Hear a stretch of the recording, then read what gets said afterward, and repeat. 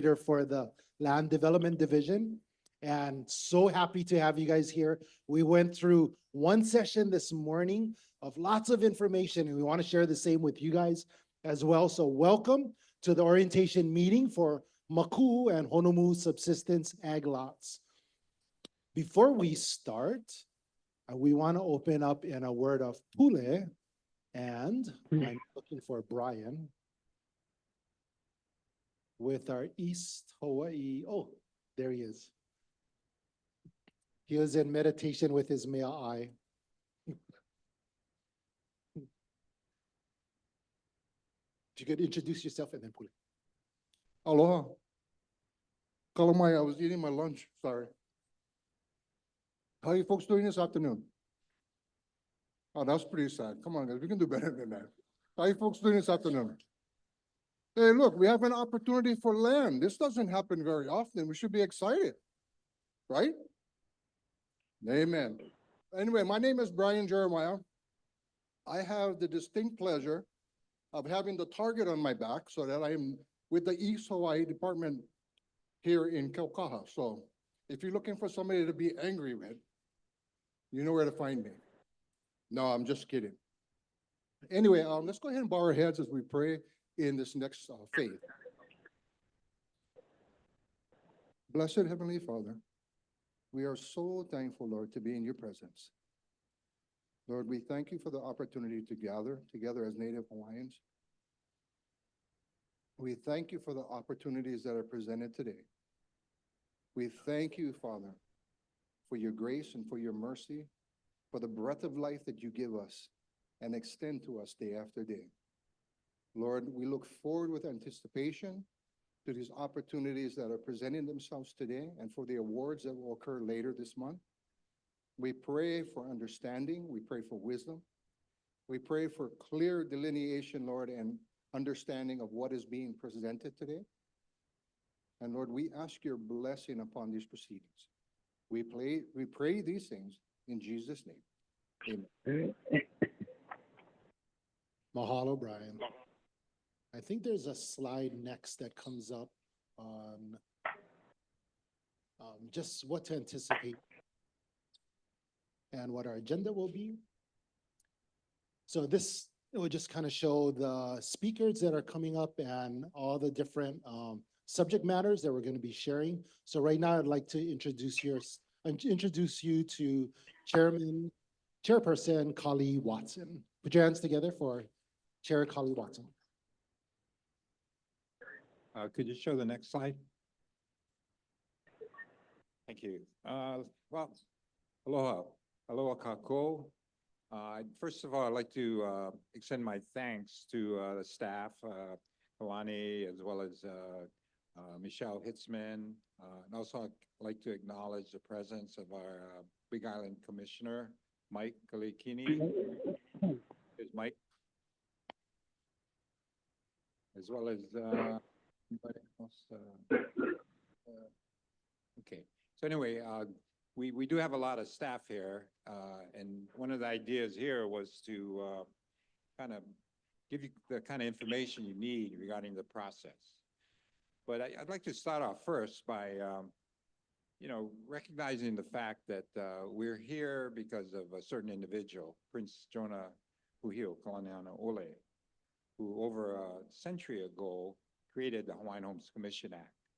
And when he passed that particular act, it was in response to the declining conditions of the Hawaiian people, as well as his understanding that there was immediate action that was needed. There were dwindling numbers. I mean, at the time of contact, there was about 680,000 Hawaiians. By the time of the passage of the act in 1920, we were down to less than 4,000. So we were a race that was disappearing from the face of the earth. And so as a result of that, he was able to, through his lobbying efforts in the Congress, he was able to get the passage of the Hawaiian Homes Commission Act. He also recognized that the only method in which to rehabilitate the race was to place them back upon the soil. That was his belief. Now, way back 100 years ago, Yeah, it was true. We were a very agrarian type system. Hawaiians were kind of immersed in the ahupua'a approach regarding sustenance, and it was very agrarian as well as tied into the ocean. 100 years later, we're still in a situation where there's a need for programs that address not only the need for survival, in this case, rehabilitation and the use of the land, but also the need for housing. And so in figuring out the different approaches in the passage of the act, there was a residential, the agricultural, as well as pastoral. Today, we're, I think, putting out a model and a program as well as an approach, a homesteading approach that is more in line with using the soil to your advantage. And so today, we are going to be making or providing orientation to the different types of agricultural leases. We have the subsistence agricultural lease, and then we have the regular agricultural lease that's designed more from a commercial perspective. But, you know, when you look at the process, obviously it seems pretty onerous and involved. But one of the things that I found, as well as in the passage of the act, is that the program has been very inept and not very, I guess, result-oriented, as well as not really facilitating the success of the beneficiaries. In the past, normally the department would give out the land and say, good luck. And without no counseling, no resources available, no nothing. So today we're changing that approach. We're also looking at, you know, the people on our wait list that we feel are committed to using that approach of working the land, as well as, you know, being able and willing to participate in some of the counseling that we can provide, not only in what type of crops to use, putting together a farming plan, but also what type of house, assuming you want to build a house, which is optional on these types of lots, but also the financing. You know, money as well as the ability to not only finance the construction of your house, but finance your agricultural or farming things. So we have all the different service providers here today that will not only make a short presentation, but will also be available to answer questions. And then we'll also be providing workshops. And, you know, I really, really stress you should take advantage of the workshops, because that's when they get into the details, as well as you can explain your personal situation as, for example, in putting together your farming plan. What do you want to grow on your lot? They can give you some advice as to what is best suited for the land that you have, and so that you're more likely to succeed. They will also provide you with, in some cases, especially like Honomu, where there's no sewer, there's no water, and you know, it's a little bit challenging. And so they can provide you with maybe a PV system or a sewer system approach that better is less costly. And then also, you know, just kind of what you want to grow there. So today we are going to give you some information regarding the two different projects, one in Honomu as well as one in Maku. Now in Honomu, which is a little bit more challenging because it's very minimal infrastructure other than the roads and possibly some electricity, we're going to provide and award 16 subsistence ag lots, which involve a 1 acre parcel. And in Maku, we have a combination of 32 subsistence ag lots, which is a little larger in size, 2 acres. And then we'll also have the larger 5 acre awards of 20 agricultural lots geared more towards commercial. Now, one of the things and the purpose of the orientation is that we want you to make an informed decision. Now, is this really what you want? Do you want to be a farmer? Granted, you're on the ag wait list, but is this a kind of type of situation where you want to elevate to a commercial level? Or do you want to just put a big house on there and grow the food for your family as well as have some livestock? If that's your preference, then you would go for the Maku site as well as the Honomu. The other thing about the information that we'll be providing is, one of the things that, you need to take note of is deadlines. We're gonna require that you submit a, notice of interest by November 8th. That's a very, very important deadline. So do mark that. If you don't respond and indicate, and we'll have the forms available to you that you can note and write down and submit to us either today or mail it in, but it has to be by November 8th. Then at that time, with that submission of an interest form, then on November 23rd, we will send out a notice to you, come on down and select a lot. And you can choose either from Honomu or Maku, again, depending on what your preferences are. If you are fortunate to receive an award, then I sincerely congratulate you, because that marks the beginning of a new chapter in your life, one filled with hope, promise, and the fulfillment of a dream, reconnecting with the land that is your birthright. As you receive this homestead award, however, you are not only gaining land, you're embracing a legacy, something that Prince Kuhio was trying to set up for. He created a legacy. You can start your own legacy. More importantly, heritage, as well as an opportunity to build a future rooted in the rich culture and traditions of our Hawaiian ancestors. I'd kind of I'd like you to kind of take to heart and really think about this Hawaiian phrase, e malama oe I ka aina, e malama ka aina ia oe. If you take care of the land will take care of you. Now, one of the things that, is gonna be more likely that you succeed, unlike how it's been in the past where we just give you the land or parcel and then we say, good luck.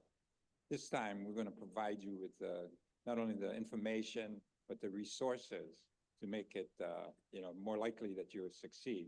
So there's gonna be a lot of information, a lot of people coming up here and talking about the counseling as well as the resources that they can make available to you to make sure you are a success.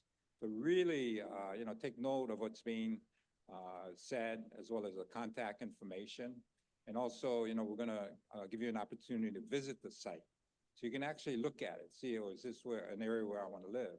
And the challenges, if it's a lot of overgrowth and stuff, you're gonna have to take that off, as well as you wanna put up a house, there's a certain thing that there's gonna be limitations, whether it has running water versus not. The other thing is, if you should not get an award, don't despair, because we'll talk a little bit about other choices that you will have. One of the things that's nice is in 2022, the legislature gave us $600 million. And with that $600 million, and one of the reasons why the governor asked me to come back is to do developments, use that money, leverage it, and do projects that really can get people off the wait list. And that's what we're doing. In Kona, in our Laiopua project, we're going to be doing over 600 residential leases. So that's a choice. You're not a farmer, but you need a residential lease, look to participate in that.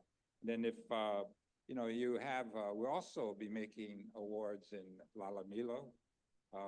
There's also, some other lands.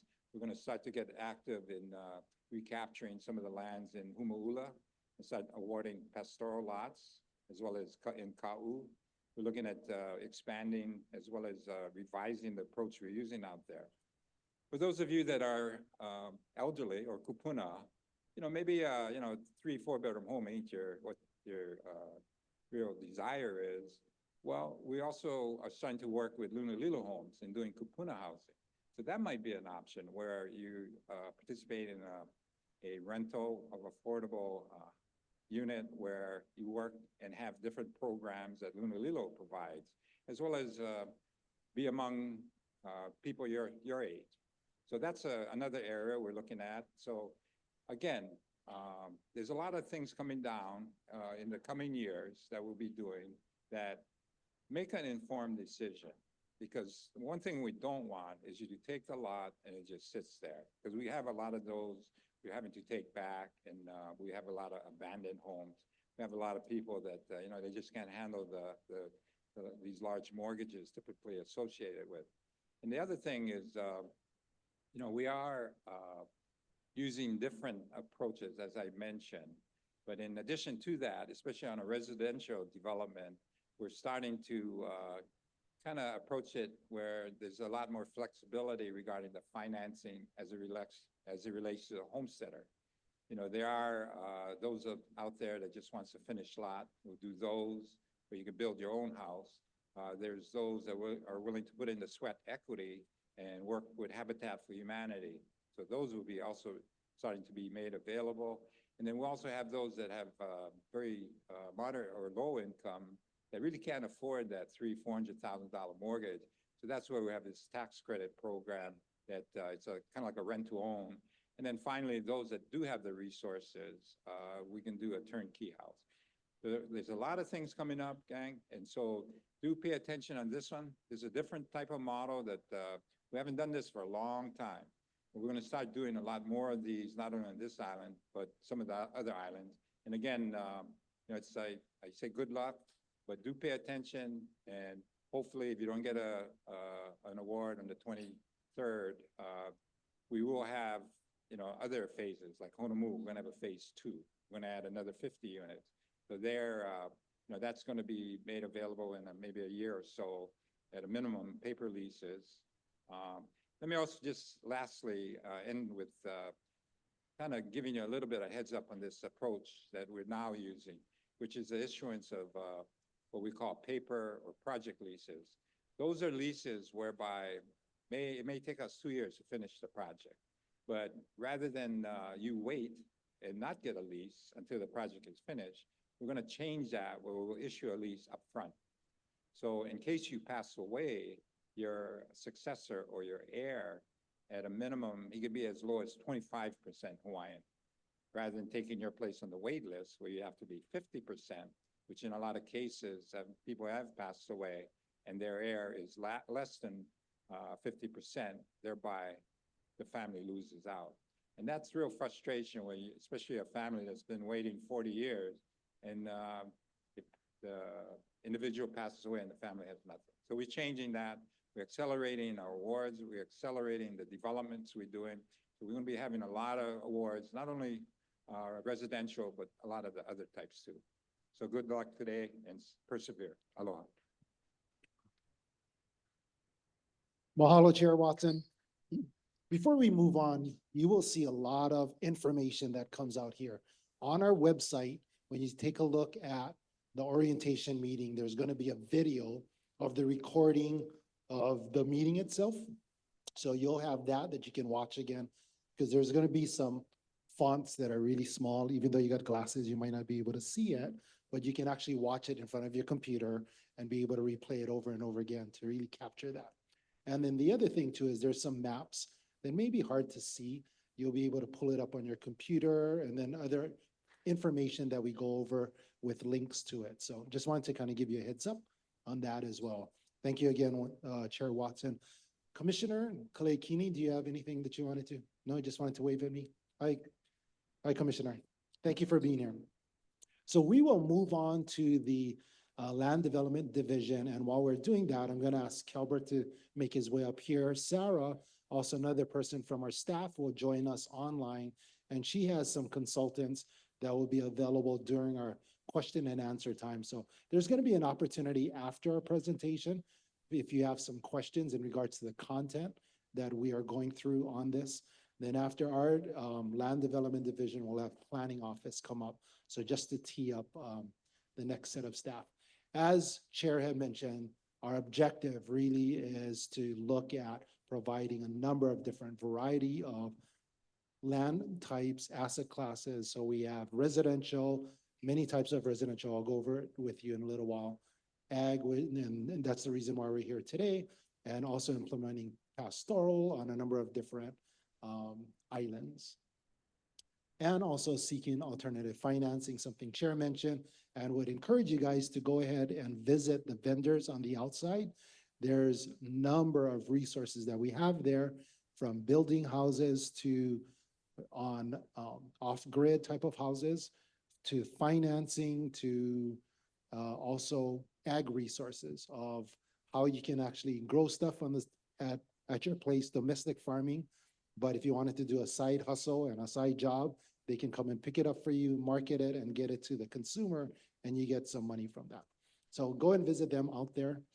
Options for affordable housing, as Chair had mentioned, a lot of options that are coming through because not everybody can afford the turnkey house. Some don't have their finances ready, kind of bad credit. Well, we want to be able to provide education to help you out and have some of those counselors that can walk you through the process. And it may give you an opportunity to, during that time of repairing your credit, be able to go into some place like a rental that we've built brand new, something like we have in La'iopua. And after that 15 years, you have the option or the opportunity to buy it. And you know who lived in there before that, right? You. So isn't that pretty awesome? And then we also have other opportunities where you can build your own owner build and et cetera. And we're also looking at a number of different types of housing projects where if you can only afford a 2-bedroom, but later on you can add on, or later on you can have an ADU. We have some of those plans that we're actually asking our developers to put into their developments. Chair also mentioned that we have the 600 million appropriation that came back several years ago, but please understand that we need more money to get more stuff done. And so we are aggressively working with the federal government, with the counties, and with the other state agencies to be able to secure funding for infrastructure and really be able to deliver and bringing down that wait list. So we have projects, and I'm only sharing kind of projects that are happening throughout the state. When you get invited back to the lot selection, we'll share stuff that's specifically happening here in the Moku o Keawe of all the different projects that we're working on as it relates to Act 279. So we have stuff that's happening in Kapolei, Lanai, Kauai, and Maui, here in Moku o Keawe, et cetera. And so with that, I know Sarah's on the line, but I'm going to kind of jump in and Sarah can kind of compliment me on this. But I wanted to start off with, we do have a site visit secured for next week, Saturday, November 9th, next week, Saturday at 10 a.m. And you can meet the host. There are consultants. They're going to be at the gate of the entry to where the 16 lots are located. So we do have 16 subsistence ag lots that we've created here. And with that, it's Sarah, if you could kind of chime in with me on that. Hi, I'm Sarah Okuda, Project Manager of the Land Development Division Design and Construction Branch. So this is our Honomu Subsistence Agricultural Phase 1 project located in Honomu, zip code 96728, TNK 2811, parcel 11. In the area photo in the middle, Phase 1 is a small portion in the top right corner of the DHHL property outlined in red. It is located next to the Akaka Falls State Park parking lot, which you can see in the plan drawing on the right. Driving up Akaka Falls Road toward Akaka Falls Park, it is a right turn just before the park parking lot. The new asphalt paved road is Kahuna Road, pending county acceptance. There are 16 available lots, each about and no less than 1 acre. The lots have been subdivided and graded with drainage. As for other infrastructure, water shall be catchment. There is no county sewer in the area, therefore a septic system shall be installed should you choose to need it. For electricity, it will be along Kahuna Road, but it is not provided to the individual lots. Telecommunications will be along Kahuna Road, so individual lots to connect per utility.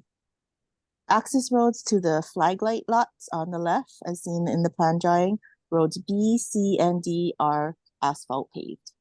Thank you. That is all I have. So the next slide goes to Kelbert. Hey, Kelbert, before you jump on, so staying right here, we do have, and our consultants will kind of talk about a little bit more. We have we have the paved roads, and when you go out there next week, you'll see the paved roads. They're also working on electric. So the electric is actually for the street lights. And the idea really is that this road will be turned over to the county. So the county would actually manage the road itself. But you won't have utilities there brought to your lot itself. You would have to actually pull it as far as the power is concerned. Water is going to have to be with catchment. And with that, I'm going to turn it over to Kelbert. We're going to shift gears to Maku. Good afternoon, everybody. Calvert Yoshida, Land Development. So out in Maku, we have lots that are being pressurized and chlorinated. So the ag lots will all have water in the future, probably early next year. And these lots, 32 on the 2-acre ag lots, and we have 20 farm lots. Next slide. So this is on the island plan, what we're looking at in the future for Maku. Essentially to build out residential units, so more people can get on the land. And we're looking at doing a well site to get additional water, and then looking at putting in our own wastewater treatment plant so that we can put in essentially at least 600 residential lots in the future based on the amount of funding that we get.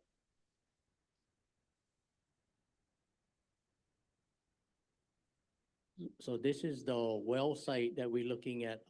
If we get the adequate funding with our own well and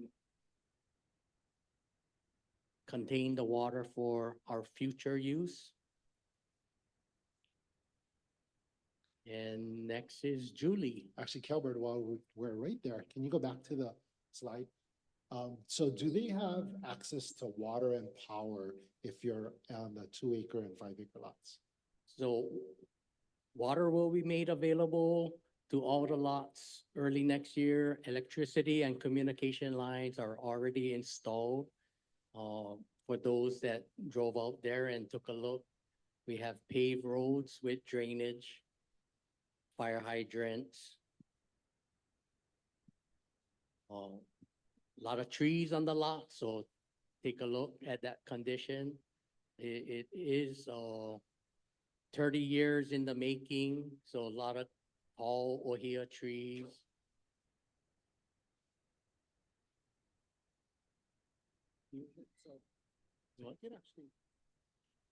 So you can actually access these. It's open. You can go and visit the 2-acre and 5-acre lot. Just take a look at your map. Might be kind of small, but if you take a look at the map that's on the computer, you might be able to get a larger print of that. And you can also visit in the back, Kelbert and some of the other consultants. The other consultants will be there in the back table, and there's a large map that has all of the different plans of both areas, Maku and also Honomu. Kelbert, thank you so much. We will shift over to planning office, and with Julie Cochola, I'll have her introduce herself. Hello, everyone. Julie Cochola from the planning office. So we're gonna go back up into, I'm sorry, I'm a novice at this. Okay. So we have 3 different areas that are being awarded, right? Honomu and Maku in the 2 areas. If you haven't already, there's a listing of the lots. On the back of them are the maps. The problem is with the maps, you're not gonna know where you are because there's no context. So I'm gonna tell you, easy to understand. Everybody know where the Maku farmer's market is, right? The only thing that's happening in the weekend there, right? The Mauka of the road is gonna be your 2-acre lots. Mauka, 2-acre lots. The 5-acre lots are Makai. as you look, from the farmer's market, Makai, so farmer's market side. For the Honomu one, when you go up to Akaka Falls Road, all the way up to Akaka Falls, there's that straight away, as soon as you pass the village, the Honomu village, that straight away, 400 acres on the right-hand side, 300 acres on the left-hand side is all Hawaiian homelands. Really? Yes. I'm sorry to interrupt. I'm sorry to interrupt, ladies and gentlemen. I just have a very quick announcement to make. There's a white van parked out here in this parking lot that is blocking emergency access. The county has asked whoever the owner of that white van is, if they can please move their van. So anybody in here who has, is it somebody from over there, Auntie? Probably, but we just needed to make the announcement in here as well that anybody who owns a white van, they are blocking emergency access. Mahalo. Sorry to interrupt. Go ahead. Okay. Honomu, Akaka Falls Road. Going up the straightaway past the village, 400 acres on the right-hand side, 300 acres on the left-hand side. That's all Hawaiian homelands. You're gonna see some homes there. Those are not ours. They're private landowners. You're gonna get to the top of that straightaway and then the road kind of gets curvy, right? As you're going towards the parking lot. Right at the parking lot, if you park at the parking lot and you walk back like 20 feet, that's the start of the road. That's the road that's gonna go down. So although we have 400 acres on that side, we're starting with the top. The two lots right along that main road, right by the parking lot, are not gonna be awarded because we've identified those for potential commercial activities. The buses need someplace to park, right? We can do a farmer's fruit stand or something there for you folks. But so we're gonna reserve those lots right next to the parking lot. Plus you probably don't want to have that lot right by the parking lot anyway. But the road is going straight down. That's how you're gonna access your lots. There's a couple flag lots that will be driveway from the main road in, and you can access that. So that gives you an orientation of where you are when you look at these maps. But regardless of where we're going, we're still talking ag. And why are we talking about ag? Agriculture is part of the Hawaiian Homes Commission Act. That was the whole thing. The whole thing that what Cully was talking about what Kuhio was saying about saving a dying race. He really believed that if you return the Hawaiians back to the land, it's in our DNA. We're gonna get in the soil and we're gonna be able to be rehabilitated again. We will find our identity, we will find our livelihood. So agriculture, it's about rehabilitation. But now in a current sense, we got different problems. And now we're talking resiliency. We're talking sustainability, right? Food security. If the barge doesn't come, are you gonna be able to feed your family? Food security. So we have different sets of problems, but it goes back to ag. That's why ag.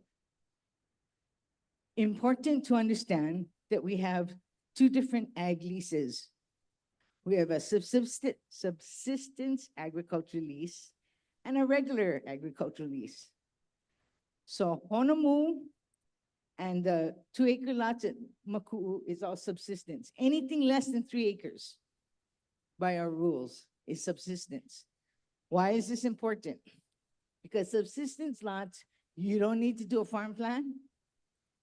You're not required to cultivate your lots. 2/3 of your lots needs to be cultivated if you have a ag lot, right? The other important thing is agriculture is crops.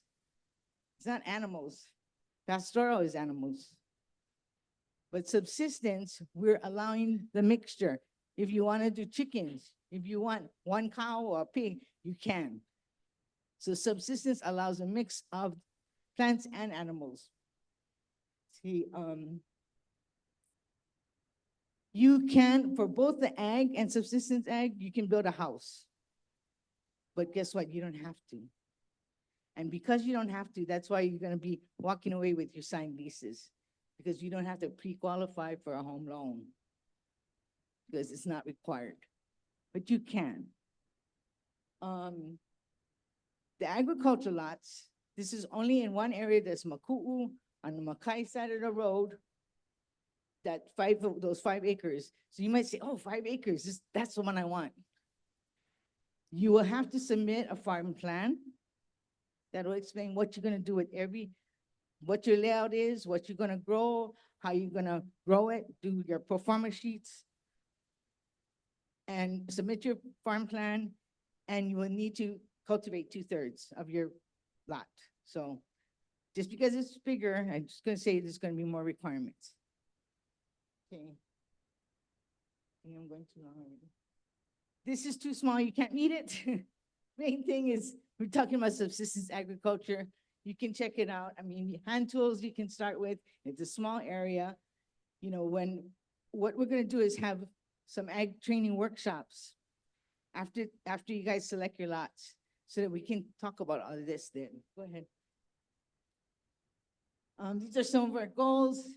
We want you to be successful. We're not just hanging out. We want you to be successful farmers. And this goes back to the ideas of well-being, identity, health. You know, you guys are gonna become resource managers now. You will know your land. That's important in terms of the future. So resource managers, right? We also have programs, and we would like you to utilize them. One program that we're gonna highlight today is that we have a special program with the UH, Manoa CTAR, the College of Tropical Agriculture and Human Resources. We pay for a full-time position in Hilo, Molokai, and Maui. And all they do all day long is help our ag lessees. That's all they do. The cool thing is they're part of the CTAR structure, which means that they can access Professor X, Professor Y, they can access this program, that program, whatever your agricultural issue might be. This employee who we pay for, but who is in that structure, can access all of that resources for you. So make use of our person, because she is full-time and she is here right now today. So Kirsten Akohoshi is our full-time CTAR agent that we pay for, that is going to be working full-time for Hawaiian Homelands Ag Lessees. So this is Kirsten. She will introduce, oh, I'm sorry. Go ahead. Aloha, my name is Kirsten Akahoshi, as she mentioned. I am with the University of Hawaii Manoa's College of Tropical Ag and Human Resources, but I am based in Hilo. So I am actually at, okay, sorry, I didn't put the Hilo address. I am actually based at the Komohana Research and Extension Office that is on Komohana Street. If I'm not in that office, I'm in Waimea. So I am here just to service Hawaii County. And it is just to provide ag and pastoral technical assistance to the homesteaders of Hawaii County.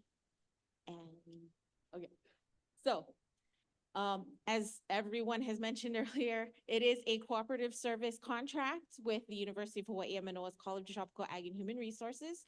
I'm based in Extension, which is just a part of the College of Tropical Ag and Human Resources. And I'll go over what Extension is in a bit. So we are hired to service ag and pastoral in specific areas. There is myself here. There's Kyle Franks in Molokai, and we just added Gwen Morinagakama on Maui. So first thing I usually get is, what is cooperative extension? I'm sure most of you are thinking that. So we are the outreach arm of the College of Tropical Ag and Human Resources at the University of Hawaii at Manoa. We extend the practical applications of science to support local food systems, healthy living, youth development, and the stewardship of natural resources for our future generations. We provide non-formal science-based education to support the lives and livelihoods of farmers, consumers, and families in Hawaii. Cooperative Extension is a statewide program. We have county extension agents and specialists located throughout the state. There are 29 off-campus facilities. You can't see all of them. If you search it, it is on the UH website. But these off-campus facilities are extension offices, of which there are 3 on this island. There is one in Waimea, one in Kealakekua, and the one that I mentioned earlier in Hilo, Komohana Street. And then there are experiment stations located all over the state, and it's to encompass all the different growing areas that we are lucky to have in one state. Extension in Hawaii addresses the high priority areas in agriculture, natural resources, and family and community extension. So if anyone is familiar with like 4-H or FCE, that's actually extension as well. So, our relationship in extension allows us to leverage local, statewide, and national resources, since extension is also a national program. All right, so how can I assist you? The best way I can describe how I can assist you is to talk about what I'm already doing. So first off, I do workshops on agricultural topics. I apologize for the lack of photos. Usually I'm running these solo and I forget to take pictures because I'm too busy doing the workshop itself. One of the best things is that I can leverage the relationships both within and without CTAR to be sure that you guys get valuable resources, information, and to help you build relationships, which will help you in the long run. This has included partnering with other extension agents, which is all of these guys here, to hold workshops and to even access some monies through grants. I do ask people from external agencies such as the Hawaii Ant Lab and USDA to hold informational sessions. And then one thing I also do is try to be sure that I can give you guys all the information on any grants, upcoming deadlines, other workshops being held by people like KSBE. And then I also provide, or have been able to provide, no cost, let me stress that, no cost soil and water testing to homesteaders. The most important thing I do that I'm lucky enough that this contract allows me to do is do these one-on-one consultations with you guys. So one of the most important, extension is very important to farming, not just in Hawaii, but across the country, but they're so stretched thin and busy that a lot of times they don't have the time to do the one-on-ones and to help you through everything and all the farm visits. This contract allows me to be that for the homesteaders. So I do go onto your farm. I will help you with the farm plan that people have mentioned before. I will help you with pest and disease identification, any crop production questions. You want to try a new technology such as agroforestry, or a new methodology, sorry. Agroforestry, I will help you with all of that. But yeah, again, most important is the one-on-ones. As part of this, if you accept a lease and you are awarded a lot, there are these agricultural training workshops. And as Chair said, the idea is not to just put you on the land and say good luck. So these workshops are to help you out.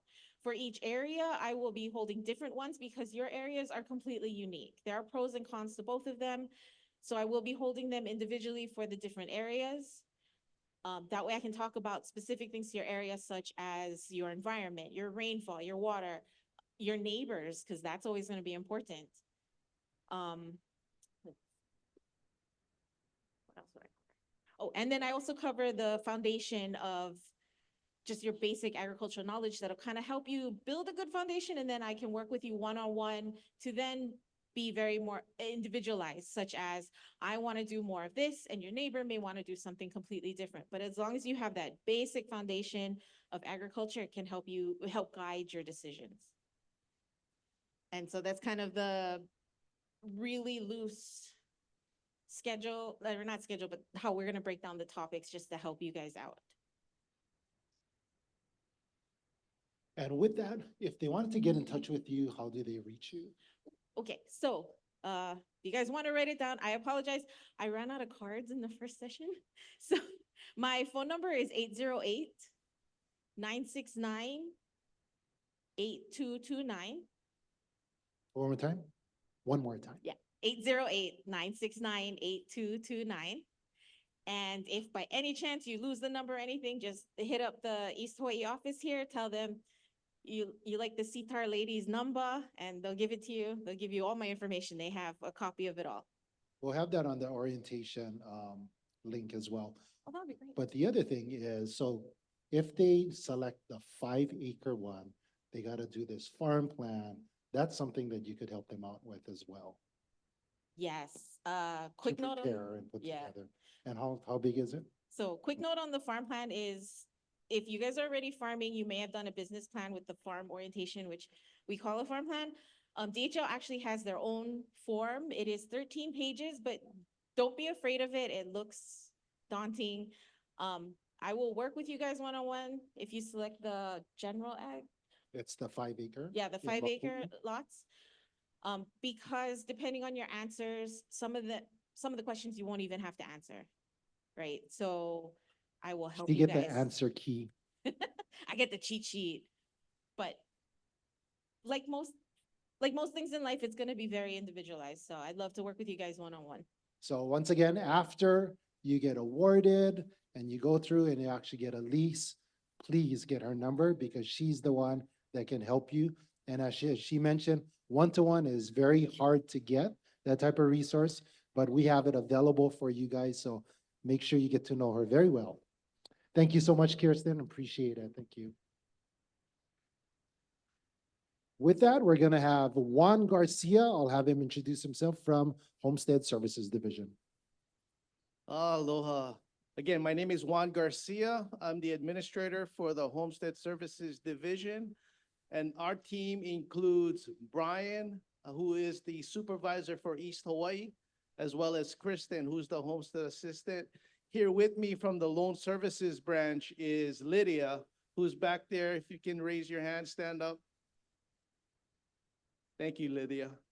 I'm here today to speak to you briefly on the importance of designating a successor for you applicants. And then when you receive or select a lot, your kuleana with respect to designating a successor for your lease. And what do I mean successor? A successor is a qualified relative that you name to take over your spot on the list or accept the lease upon your death.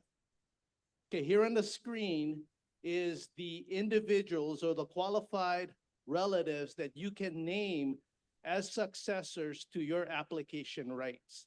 Notice that that individual has to be at least 18 years of age and 50% Hawaiian. Again, you have the opportunity to make that selection before you pass away. If you don't designate a successor, we will publish a notice in the paper. Next slide. We will publish a notice in the paper in these newspapers throughout the state. We will publish that sometime in November. In fact, we are about to publish a notice at the end of the month for past individuals who have since passed away. Individuals who want to come forward and submit a successorship claim will have 180 days from the last publication date. So that window is not too big. You have to act promptly.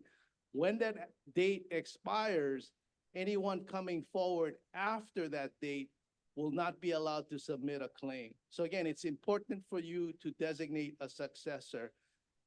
With the publication, there's a priority with respect to who will have priority to that application right. Next slide. Spouse has the first priority. If there's no spouse, we go to the child, then grandchild, so on and so forth. All those relatives named at the last bullet point has equal priority. Okay, so again, important to designate a successor of your choice before death takes place. Now, most of you will be able to select one of these lots, which will afford you an opportunity then to designate a successor to that lease. A big benefit of holding a lease as opposed to an application right is you can designate an individual, husband, wife, child, grandchild, brother, or sister who has at least 25%. That's a big difference. You will have a right to designate those individuals with a minimum of 25% Hawaiian to retain your lease that you've been waiting for some time. Those others below is those individuals that still need to be at least 50%. Yeah, but the big difference from an application to receiving a lease is you can name these individuals that have at least 25%, right? Again, if you don't designate a successor before your death, we do a publication again. With leases, we do it twice a year, usually in June and again in December. Again, there's a window of opportunity to do that. On the lease side, you have 120 days from the first publication to submit that successorship claim. If you don't, like on the application side, we basically close the door, tell you too late, cannot. So you gotta be mindful of that expiration date. Remember, those individuals that have priority is the spouse, 25% minimum. If there's no spouse, we go to the child, grandchild, and then siblings. And all the other relatives on the bottom are of equal opportunity, equal priority. Again, with designating a successor, it's important that you sit down at the dinner table in the family room and have this serious discussion. You don't want after your death, there's pilikia. We see that all the time. So it's good to be open, have that discussion, serious discussion, so that everybody knows what your wishes are before death takes place. If you have not yet filed a designation of successor, see the staff at East Hawaii District Office, either to submit your TS or you're welcome to update it. That ends my presentation, but if you have any questions after today, there'll be question and answer period. Come up to me, go to Kristen or Brian for any of your questions. Again, mahalo for coming. Aloha. Thank you, Juan. And that was a lot of information. So besides the video that they get to watch again, can they Google like DHHL successorship and it'll pop up on the web? Again, my understanding is we will have this video on record on our website, but feel free to go to the district office. We have the information on our website already, so Okay. yes, Thank you, Juan. you're welcome. Appreciate it. As we have HMWO, is that right? Yes. Dana and Mike coming up, we have a video, I believe, that we're gonna watch first. Firewise program is one of our flagship programs that is very much community-based and community-informed. Firewise is a framework. It's a national framework that provides guidance to neighborhoods that want to come together, start thinking about their fire risks, start to find direction, and even take action to reduce those risks. Wildfires are one of the biggest threats to our homestead communities. The success of the Firewise program lies in its ability to empower our communities. It gives our homesteads and its leaders the tools, strategies, and support they need to mitigate wildfire risks in their own backyard. Know your neighbors, your environment. Having this awareness is key. The more you know, the better you can assess the risks of your neighborhoods and create defensible spaces around your home. We focus a lot on community readiness, community preparedness for wildfire. As you probably know, wildfires are becoming a new reality for us. And there's a lot that we can do ahead of time to prepare ourselves for wildfire. We work very closely with Hawaii Wildfire Management Organization, and they in particular are really good with communities. They have a special place in their heart for Hawaiian Homes beneficiaries, and they're really just awesome to work with. They did a lot of the legwork, a lot of the connections, a lot of communications, very seamless, very easy, great staff. And, Nani has done an amazing job at connecting us and coming out here or sending, skilled people to come out and assess our areas. Wildfire has always been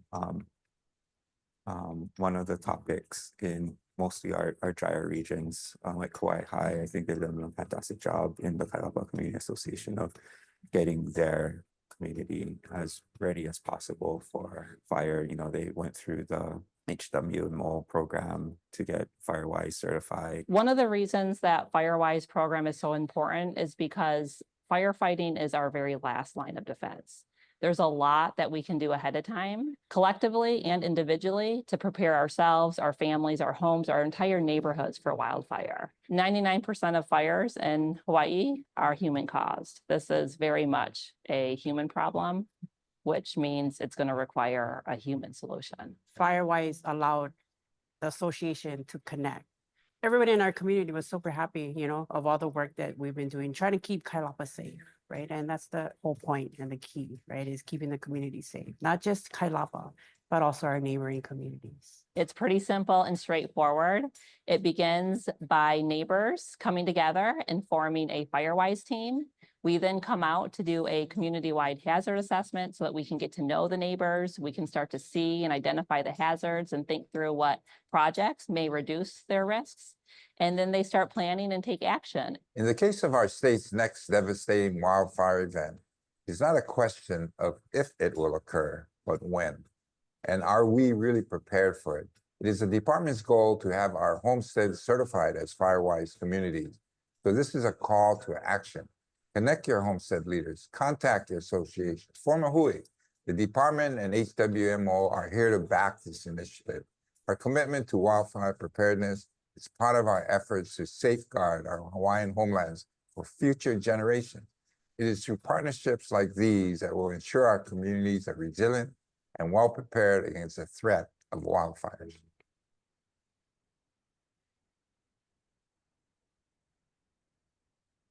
Hello, Kako. My name is Dana Aina. I'm a Firewise Program Support Specialist. I'm here with my colleague. Michael Munden from Pu'ukapu Pastoral Firewise, and thank you, some of the leases to come out for today. I appreciate that. I'm gonna hand out some literature while Dana's explaining about the script. Okay, we're here to share some mana'o about wildfire preparation and the Firewise program, and just a little bit about us. We've been doing wildfire preparedness work for over 20 years. We're a nonprofit organization. We're not a government agency. Our office is in Waimea. Our vision is for the people in the places of Hawaii and the Pacific to be wildfire ready and wildfire resilient. And we do a lot of partnerships with fire-related agencies, nonprofit organizations, community leaders, volunteers, and many more. And we're a hub for everything wildfire related, including planning activities, so that you can take action in your neighborhood. Next, please. So some people may think, I live on the west side, I don't know anywhere about wildfire, but this incident map about where wildfires have happened over the last 20 years says something different. So you can tell wildfires, all those little red dots, happen on the leeward side and the windward side. So the whole state, all of the islands is vulnerable to wildfire. So the takeaway then is under the right conditions in Hawaii, anywhere can burn. Next. And then so you might be thinking, what can I do? So these are just 4 simple steps you can do because it's everybody kuleana to be worried about wildfire safety and to prepare. Reducing ignitions, making sure no open flames, no burn rubbish, maybe alternatives to fireworks. The second one is just about yard work, reducing, removing regularly fire-prone shrubs, trees around your property and your neighborhood. The third one is talking to us, HWMO, to consult about what kind of ideas we have to help you make your homes and towns safer. And then the last one is just about preparing, evaluating your evacuation routes. Make sure you know when to go, how to get there in case there's an emergency and you have to leave. And then one of our best resources is the Ready, Set, Go Wildfire Action Guide. It has some tips and tools in there to help you prepare and some strategies as well. So next one. And then Nani talked about the Firewise program. So I'm gonna skip this one and go to the next one and talk about some of the communities. We have 25 communities throughout the islands that are Firewise, nationally recognized Firewise communities, including a few homesteads. 17 are on Hawaii Island. And since the wildfires last year on Maui and Hawaii Island in August, we've had over 40 new neighborhoods apply. So that number's only grown to grow. And we're hoping your neighborhood will be next. It's not just our goal. It's the goal of Department of Hawaiian Homelands to have every homestead be a Firewise community. Next. And this is our contact information. So we have a table right outside. Come tell story with us if you want to learn more. Mahalo. Thank you, Dana. Appreciate that. Once again, if you guys have more information that you'd like to find out, they'll be outside with that. We have our friends from USDA, and they'll come and join me here and share a little bit about what's happening with this program.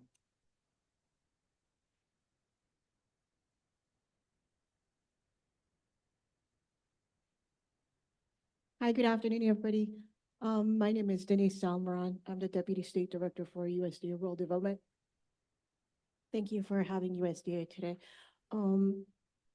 So rural development, we have over 70 loan and grant programs. Our programs provide infrastructure, so we can do water, wastewater. We do housing, single family, multifamily, as well as farm labor housing. And we have a suite of business programs that help start up and expand businesses. We have a table outside that has fact sheets, but I can tell you that it's really hard navigating any federal program. So when you're ready, reach out to us and we can help align you to the right program or programs. It could be a rural development program, or it could be one from our sister agencies or another federal agency. Thank you.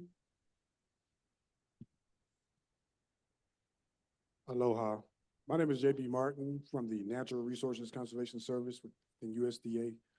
We provide conservation technical assistance and financial assistance for producers throughout the state of Hawaii. One of our significant programs, if any of you have heard of it, is the EQIP program along with our CSP program. EQIP stands for the Environmental Quality Incentives Program, and that program assists with conservation practices such as mulching, irrigation, cover crops, et cetera, et cetera. We do have a table outside as well in terms of conservation planning. That is part of our technical assistance toolbox. In participating in Farm Bureau programs, we suggest and encourage you to sign up with our sister agency, FSA, to establish eligibility for a conservation plan, track number, farm number to participate in our programs. Typically, our cost share runs from 75% to 90% as a limited resource producer, beginning farmer, veteran farmer.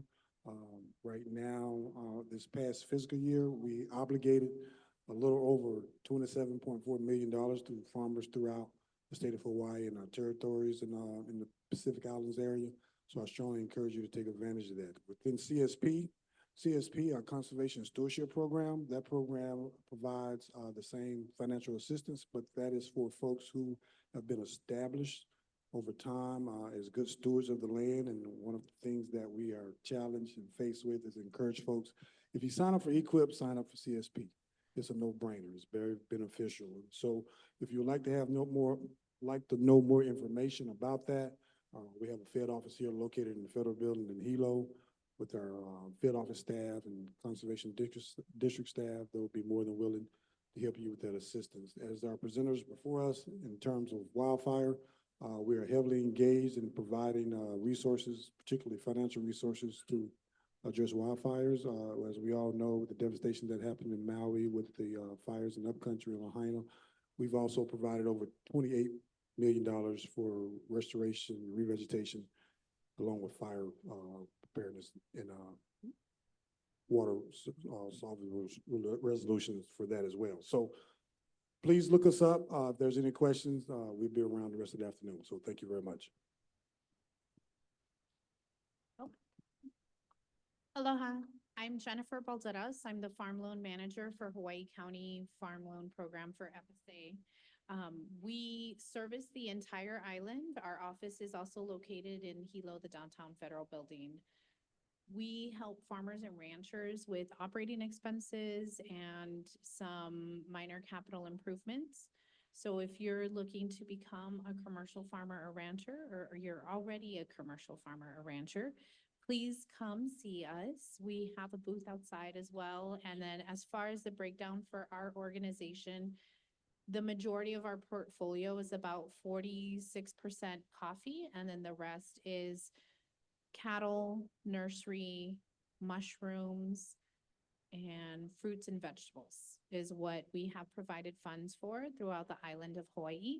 And this past fiscal year, which ended in September, we provided a little over $3 million in funding to local farmers and ranchers.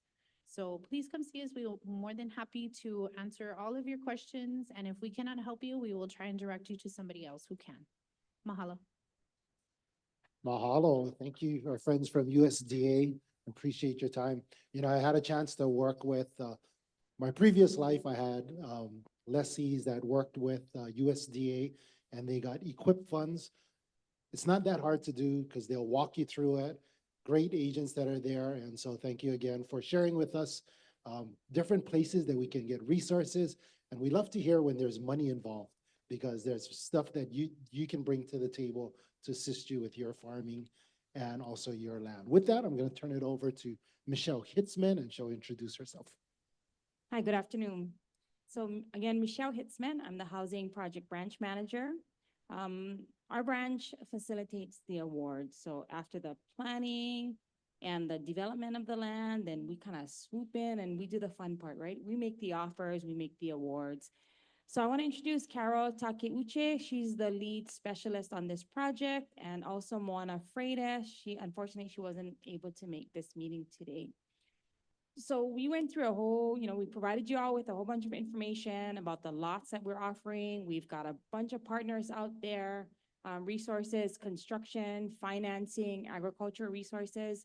But what's next, right? What do you do next to have the opportunity to select the lot? You received the offer letter, you've attended this orientation meeting. So the next step is actually to submit your response form.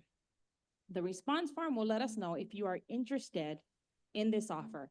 And that is the only offer requirement that is required to get invited to the lot selection meeting. So again, November 8th is the deadline. You will hear me mention this a few times as I go through my presentation, because again, submitting this response form, saying you're interested is what will get you invited to the lot selection meeting. Even if you're on the fence, you're not sure if you want to select one of these lots or you're interested in one of these lots, just submit your form.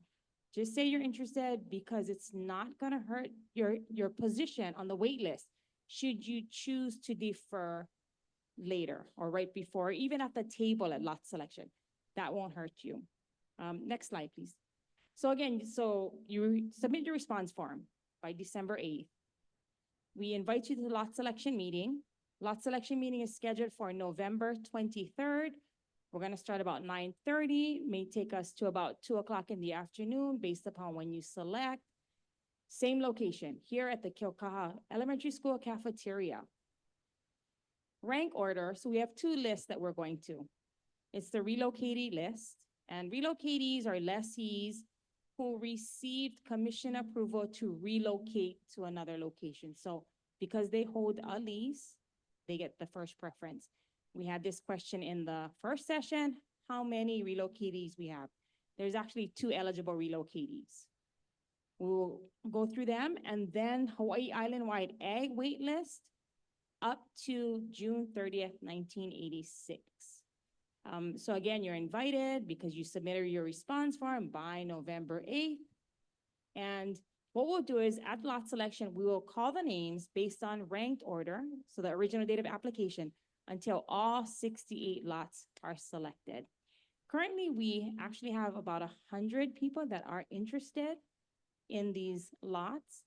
But again, don't worry about that number. We may have people who, after this meeting, decide that maybe they're not interested. This is not the best lot for their family at this moment. They want to wait for future lots.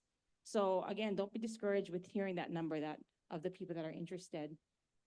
Now, orientation meeting, we provide, you can come in person. We have a virtual option. It's going to be recorded. You can watch it later. Not mandatory.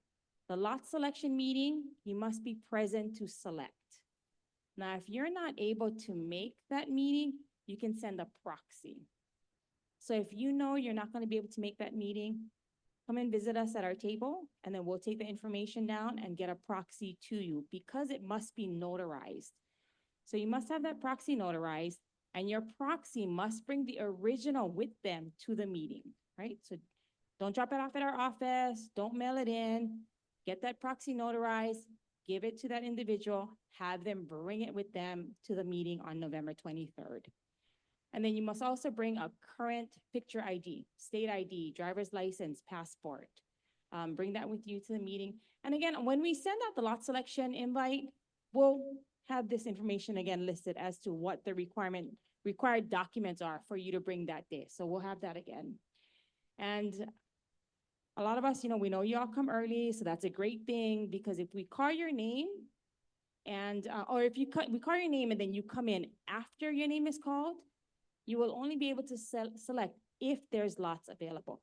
So please come early and be ready at 9:30 for us to start calling those names. So again, we're offering two different types of ag lots, right? Subsistence ag and agricultural.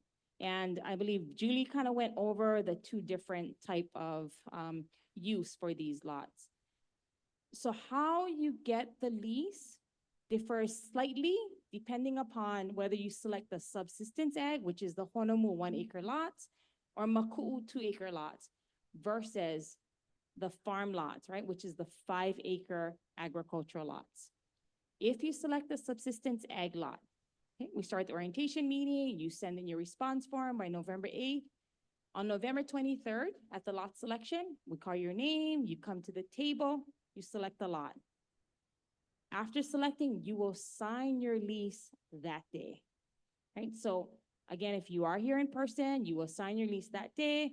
If it's a proxy, we'll just get the information, you sign another time, we'll schedule. But again, lease will be signed at lot selection. December, we'll go for the Hawaiian Homes Commission approval. We'll get the AG signature. We'll get Chair Watson's signature, and then we'll record your lease. At that point in time, that blue circle, that's when you are a lessee. At that point, we're probably looking at about January for recording the lease. You now have full access to your lot.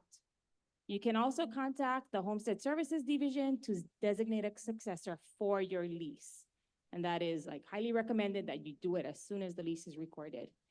And then you will be attending we'll have some workshops, right? Agriculture workshops for you to attend. Now, if you select the agricultural lot, the Maku 5 acre parcels, again, it differs slightly, the path to getting your lease. Orientation meeting, November 8th, response form due. You attend the lot selection on November 23rd. Come to the table, you select the lot. You won't be signing your lease that day. What you're gonna sign is a lot reservation form. Basically saying, I selected this lot, now here are some terms and conditions. I need to fulfill these terms and conditions before I can receive my lease. And one of the biggest things is submitting your farm plan. So Kirsten was up here, she shared with you all that she is more than happy to work one-on-one with you to get that farm plan completed. So please take advantage of her services. So again, you have about 3 months from lot selection to submit that farm plan. At that point, once it's approved, we'll go to Hawaiian Homes Commission approval, we'll get the AG signature, then you will sign the lease documents. We'll get Chair Watson's signature, and we'll record the lease, and then you're a lessee. So again, at that point, designate a successor for your lease and attend the planning workshops. So this is more like, it's January, March, kind of like March, April is what we're looking at, you guys becoming a lessee. If you do take 3 months to put your farm plan in, could be sooner. So deferrals. So if you sat through this, you talked to our partners and you decided, you know what, I don't think I'm interested in these lots. You can submit your form, your response form, just say you're not interested, you'll be deferred from this offer. It won't hurt your position on the wait list. You will remain at that position based on your original date of application.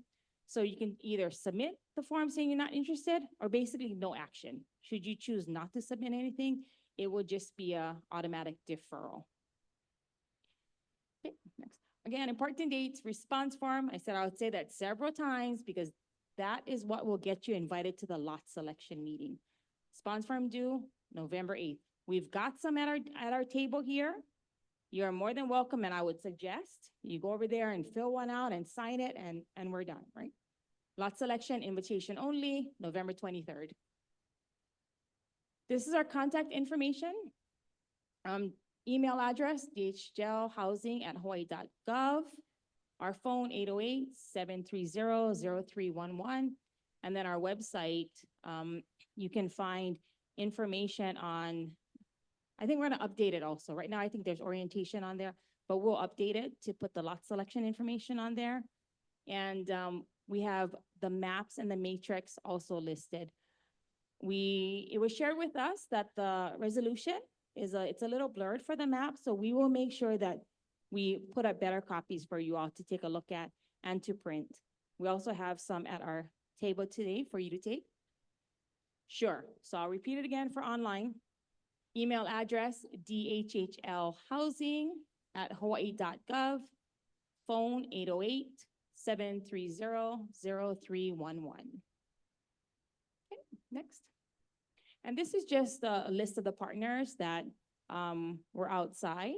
I'm not sure, I think some of them are still here. So after this, after we have our Q&A, you guys are more than welcome to go ahead and visit them. Again, we've got some contractors out there. We've got lenders as well as some agricultural resources. So please take advantage of their services. And then again, we just want to shout out to our DHL staff that helped to kind of put this all together for you. And again, we're here, we're floating around. We'll do an open forum of Q&A, but you are welcome, once we shut down, you're welcome to come and visit us at our tables, and we can answer those questions there.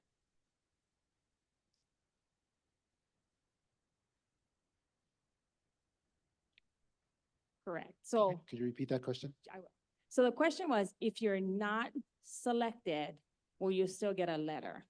So to get the invite to the lot selection meeting, you just need to submit that response form. So everyone that submits a response form, we will send the lot invitation letter to. So you'll be invited for November 23rd. It is that day that we will then call the names based on the ranked order, which is your original date of application. So then we'll call your names. It may be that day that you may not get called to select the lot because all 68 lots have been selected. So, yeah. So we're gonna go into Q&A, but just a quick one. Once again, what is the most important date that we need to know? November 8th. And once you get your stuff in November 8th, then you'll get that invite. So remember that. If you did turn in your form already and you forget, Michelle said you can go over there, fill it out again, give it back, give it to them as well. Once again, we also have a site visit for next week, Saturday at 10 o'clock at Honomu. You can meet Mr. Meyer out there. Mr. Meyer, you want to raise your hand? He will be out there with his team and show you the 16 lots that are there. You can meet him right at that entrance. Is Maku Farmers Association here? If they are still here, they can share with you what it looks like out there, what it's like to live out there, and share a little bit more about it. Or you can add freely at your will, because it's accessible and open. You can go and take a look at those lots that are there. With that, any questions that you may have? Okay, hold on real quick. I'm going this way, and Michael, I will come back to you. I wrote down a lot of questions, but they might have been answered. My first one is the difference at Honomu between existence, commercial, and regular.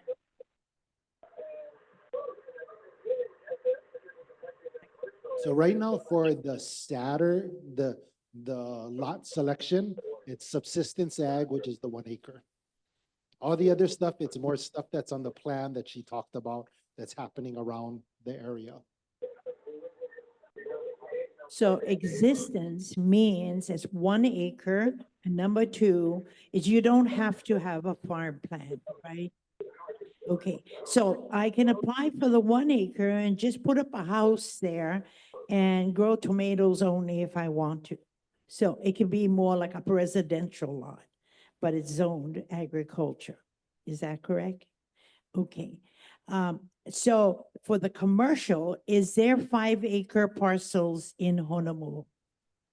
So for this meeting, we're not actually addressing any of those because that's a whole separate issue. We're just talking about the subsistence ag 1-acre lots that are the 16 lots that were talked about here. The other stuff was just giving you context of what's happening around there. So if we're not talking about the 5-acre lots, you folks brought it up already, so I'm curious. Why would I take a 1-acre if maybe I'm gonna need a 5-acre? So the 5-acre we talked about in this is the Maku 5 acres. Just Maku 5 acres, Maku 2 acres, Honomu 1 acre. Hold on one second. Okay, the first question I have is for the audience. What is the deadline? I'm sorry, one more time? One more time? Okay, 3 times. I know you guys know that deadline. Very good. Okay, I do have one person online. Carol, if you could please unmute. I see that you have your hand raised. You can go ahead and unmute and ask your question, Carol. Go ahead.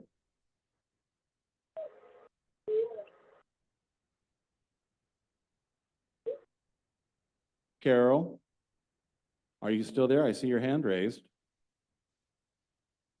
Okay, going once, going twice. There's a person with a phone number 210 area code. Do you have a question?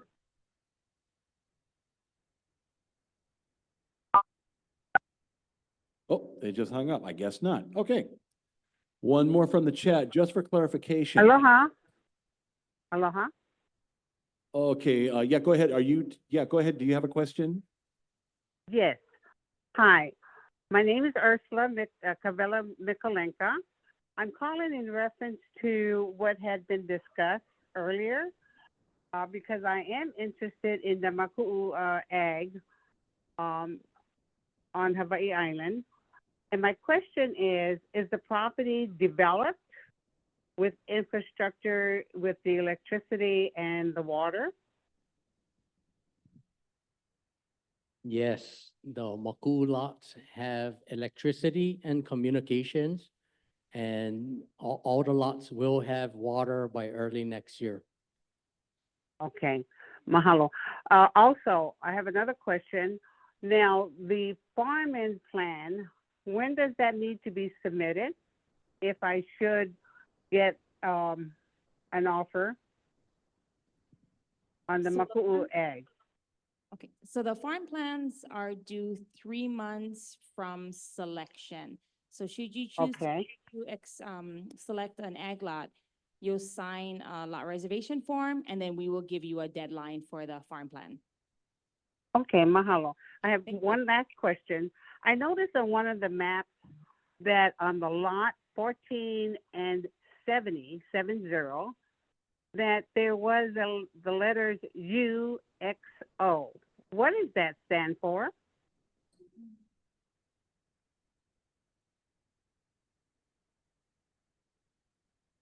UXO I'm sorry? is for unexploded Correct. ordinance. So before the Popoki target area, those lots were in the areas of concern. And we have a CNFA letter saying it's all clear, but it's just an advisement that says, we had unexploded ordinance that could possibly be on those lots. Okay. Now would that include the Maku'u ag area or the Honu? No, not for Honomu and not for the rest of the lots, only specifically those 2 lots. Okay. Mahalo. Are there any restrictions as far as what can be planted? Repeat that again. Yes. Are there any restrictions of what types of plants can be placed on the ag properties? I mean, is it only citrus and only coffee, or are there certain plants, whether it's fruits, vegetable or, a nut type plants, are there restrictions that can be allowed or won't be allowed? So, as a requirement for the department, from what I understand in this position, Uh-huh. it is, there's no restriction on what you can grow short of don't do anything illegal. Yeah, that's a good point. Yes, okay. However, if you work with me and we talk about what you want to eat or what you think you want to grow, I can guide you towards the plants that will work best for the area. So for example, Maku, you're probably not gonna wanna grow cherries. They're just not gonna do well. You guys are too low. But I mean, the Okay. plant will grow, you just won't get any fruit. So what we would encourage is when you do get an award, spend that one-on-one time with Kirsten, and she would be able to share with you the rainfall, the rain name, no, and also just everything that you need to know in order to grow something over there. Okay. Kristen, do you have a phone number in the event I need to give you a call?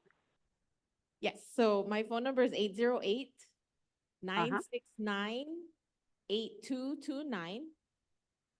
Otherwise, you can call the East Hawaii or even the West Hawaii office and just tell them you speak to the ag lady, and they can give you my information because they do have it on file. And I Okay. believe they said they'd put the information online somewhere. And if I may repeat the phone number to contact you is 808-969-2229. 8229. Excuse me, 8229. Yes. All right.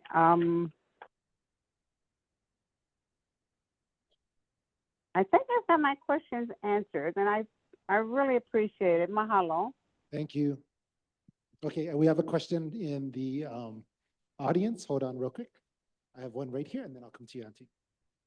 No, I just want to ask, the first lady was asking, that could build a house on the egg lot of Honomu. So yes, on the ag lots, it's not required to build a residence, but that's an option. Okay, so if an option to build a house, but what if I have an existing house on residential?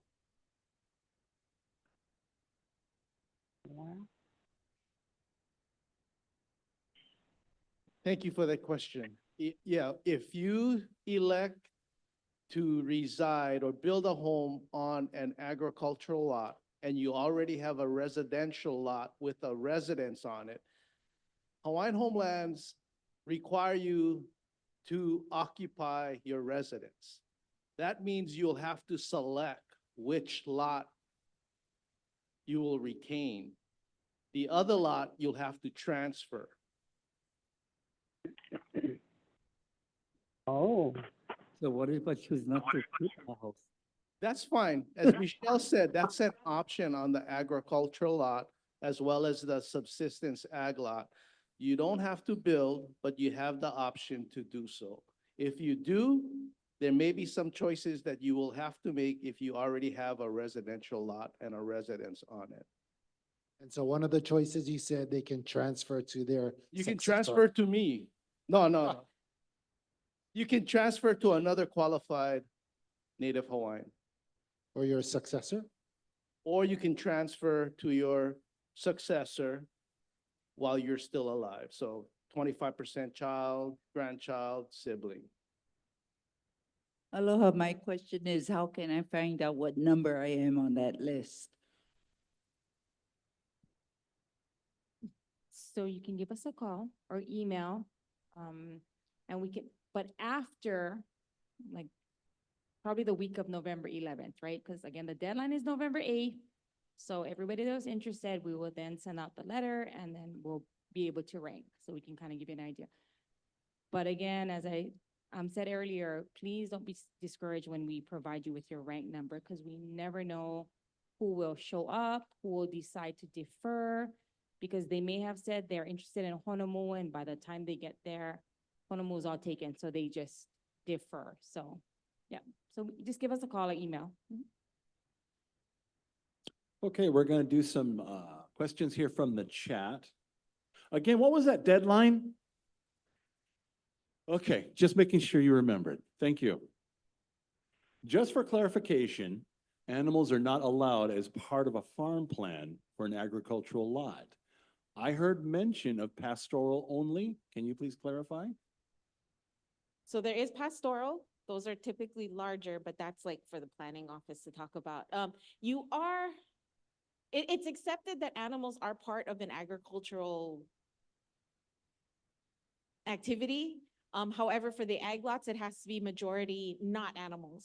But if it's a minor part of your farm plan, such as for nutrient management, which of course is very important, animals are acceptable, but it's not to be a majority of your plan. Okay, next question. This one comes from Norman. When would phase 2 of Honomu be ready for lease?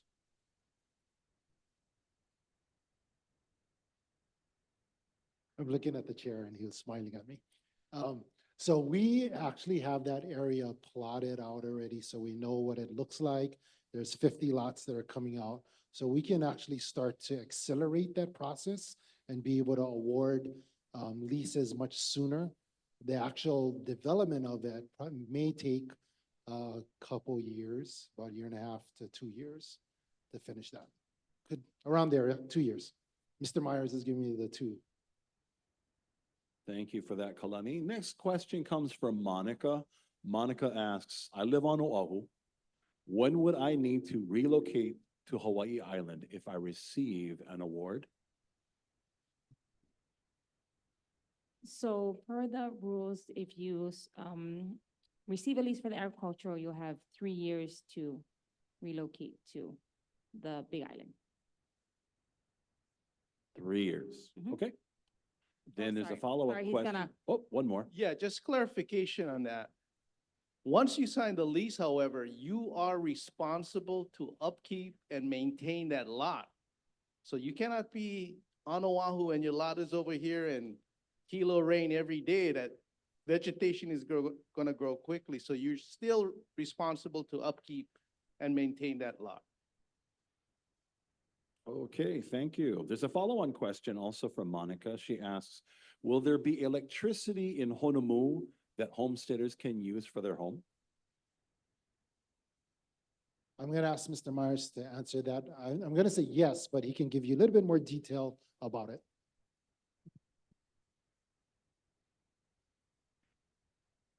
Yes, so currently, if you go up there now, that you don't see that there are no power poles to it. However, it is in Helco has already approved the plans, and they're gonna bring power from, where the fruit stand, all the way to the road, into the road, all the way to the end of the road, including the private roads that go into the flag lots. Okay? But you'll be responsible from the pole to your house. Yeah, just like any other. Yeah. Okay. I have a question right here. Hold on. It's commercial. He had too many questions. Now, anyway, back to Honomu. He just clarified that there will be electricity, right? But my question is, how long will that electricity, say we awarded it on the 23rd, and we go in and want electricity, how soon will we be able to get access to electricity? And what is the kind of, do you know the pole distance to the house? How are they kind of figuring that out? I also wanted to know, not just about electricity, if there's no water, how are we going to get water to go up there? Yeah, it don't work. And then the sewer, what kind of plans does Hawaiian Homes have any kind of proposals in motion for it? Because what you don't want to do is put people on the land and totally they cannot live. We want to be motivated to get on the land, but we're saying to Hawaiian Homes, when you give it, what do you give it with that we can work with you folks? And then also the roads, because I live up in Pu'ukapu and I know it's taken 30 years to get some things and we still don't have it. So, and lastly is the taxes. How do we pay, because the county's involved with it, right? For Honomu. So do we have to pay taxes and when do they start? I'm informed that you have to have all your infrastructure in first. Was trying to get that on the first question because I forgot all 5 of them. Nah, just kidding. So hold on real quick. So I'm gonna answer the quick one, but I need Mr. Meyer's help over here. And that is, there are roads. So if you go and visit Honomu on next week, Saturday at 10 o'clock, you don't need one 4-wheel drive. You can actually go with your Mazda Miata and drive all the way over there and it's beautiful. But hold on real quick. As it comes to wastewater, you gotta do a septic system. And so that's why the contractors out here have cost of what that system looks like. And that's for both areas, Honomu and also for Maku. And when it relates to water, I was doing the praying because you pray for rain, but you get plenty of rain in Honomu. And then they will have cost of how much a catchment system will be. And as far as how far the pole is, well, that depends where your house stays. If it stay kind of far, then I don't know how far the thing will be.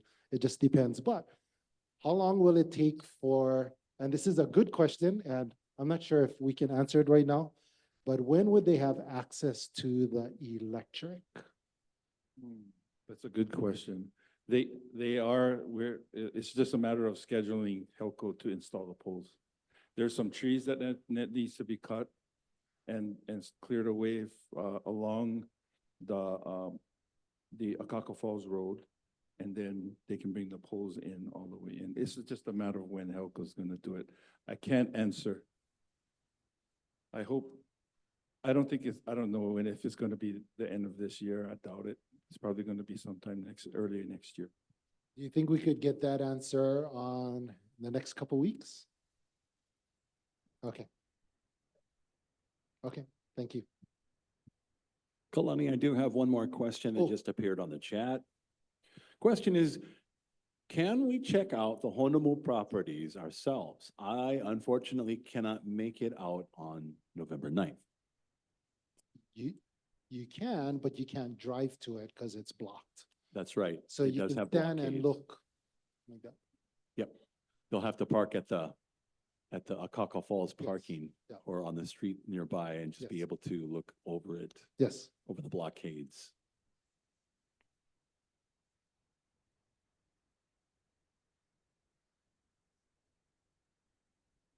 Hold on real quick, one more answer to that. And then I have a taxes question for you. We did video of Honomu, of Hanaewa, yeah. Hanaewa 1, another subdivision. We can do the same for Honomu, for the one that cannot. Do you have a drone of Honomu? Sorry? Do you have a drone coverage of Honomu? I do. I do have some drone coverage of Honomu that I can post online. Okay, that would be great. Okay. I have one question for you. No, I'm just kidding.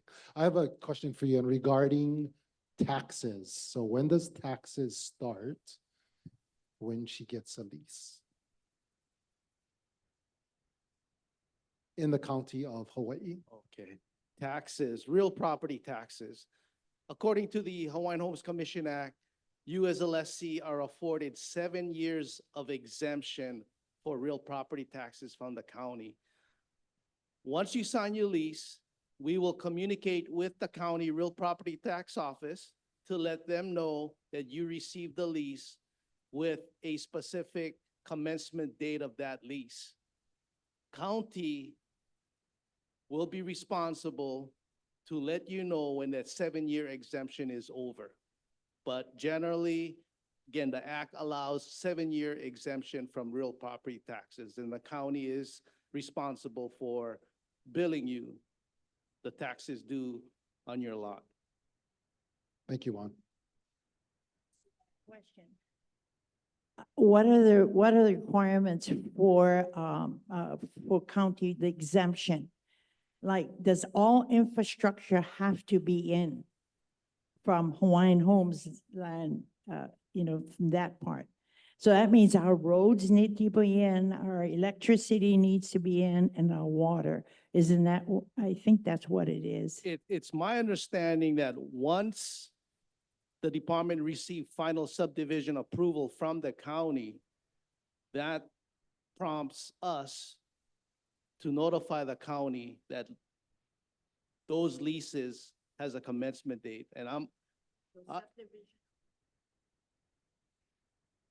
So in Honomu is different, right? There is no utilities. So that's subsistence, no utilities.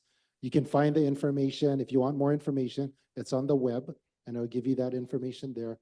Maku, you have access to the utilities, but you got to pull it into your lot. But all of those are ready. So once the lease gets executed, 7 years from that. Oh, coming, Nancy. Juan, wait right there, because the question might be for you. Bernie, don't ask me questions. Well, you're the head above Michelle. Actually, I was gonna ask Michelle, but. No, Kaladi is, Okay, so it's you. On our notice that we had to send in November the 8th, we had to mark our preference 1, 2, 3 on our choices. Oh, okay, so as an example, if the Honomu lots are all out, yeah, and then our number comes up, are we able to select our next choice that we selected on our claim form? So the answer is yes. Okay. We laid that out on the response form. It was more of a survey to kind of get an idea of what our families were interested Okay. in. Thank you so yeah, much. Thank you.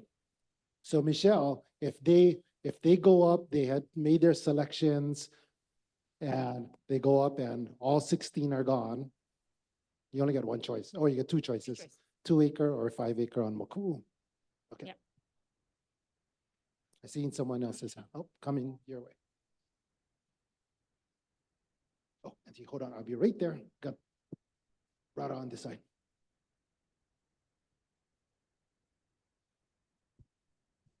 So if you accept an offer now, if you accept your offer now, and for example, Honomu comes up and then there's a second phase at 5 acres. Are the leases able to no, eventually? I understand that, Honomu is 1 acre. yeah, again, But I'm just saying, if something down the road comes up, like a next phase with a bigger spread, yeah, so right now. qualify or relocate to that. Yeah, so right now, all of you who have been invited to this meeting you're on the agricultural application list. If you are fortunate to select a lot and you sign a lease, whether it's sub-ag or ag, once you sign that lease, we will cancel your application on the wait list. So if you select a lot, you won't be on the list for another opportunity. You can reapply, but you're going back to the bottom of the wait list. You can reapply only if you transfer that because you cannot have a agricultural lot and be on the application list.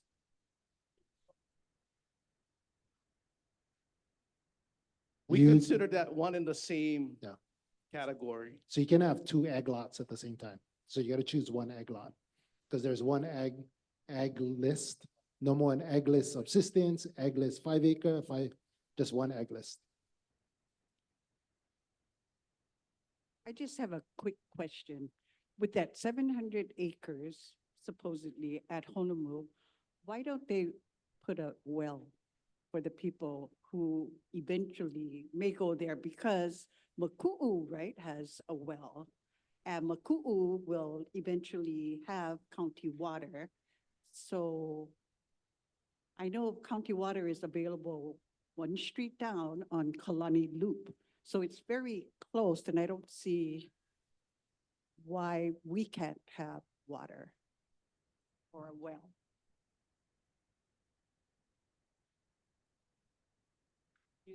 Julie, can you answer that question as it relates to beneficiary consultation and how they planned out Honomu? I'm sorry, I was talking to somebody here.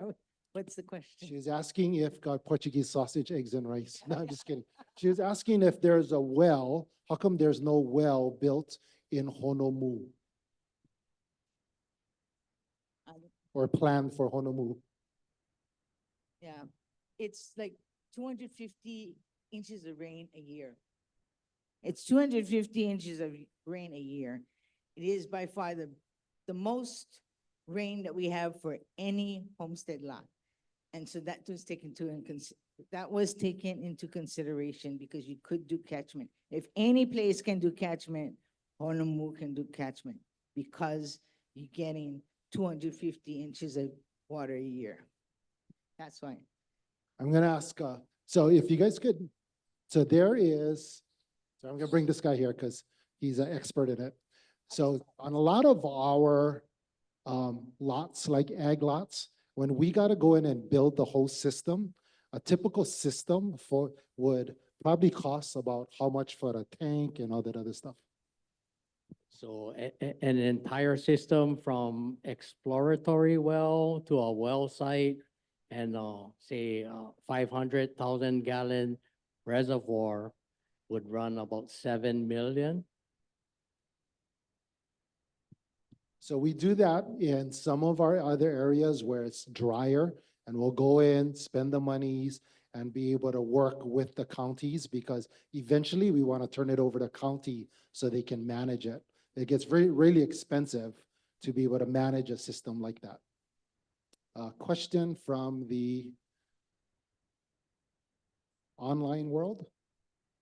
This is a question from Joseph. Joseph asks, are we allowed to have someone in our place to view Honomu next week if we cannot make it?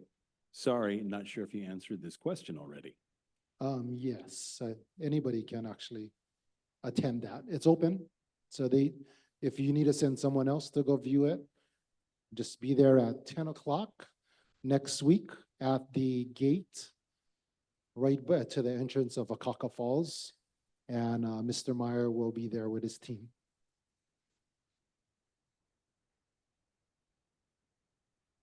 Any other questions?